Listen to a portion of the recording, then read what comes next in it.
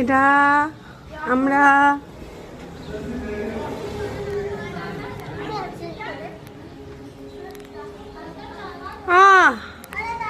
আমার রাধা মাধব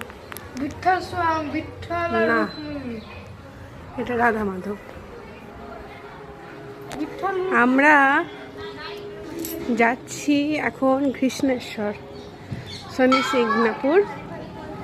তার মাঝখানে একটা অপূর্ব সুন্দর মহাদেবের মন্দির। এই যে নন্দী মহারাজ বসে আছে।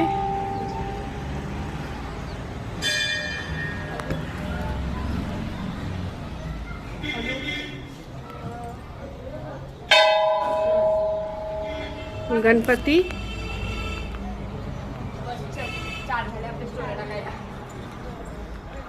আর এই হচ্ছে মন্দির। ও আর একটা মন্দির আছে, এই যে অপূর্ব সুন্দর মন্দির, দত্তাত্রেয় মন্দির। এই যে দত্তাত্রেয়।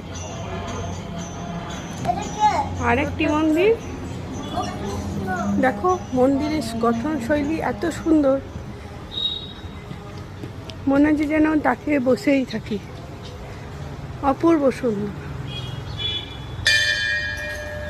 এই যে এটা হচ্ছে শ্রী কেশব গোবিন্দ মন্দির। এই হচ্ছে মন্দিরের গঠন শৈলী। এত সুন্দর একটি মন্দির, খুব রিসেন্টলি তৈরি হয়েছে, আগে এটি ছিল না।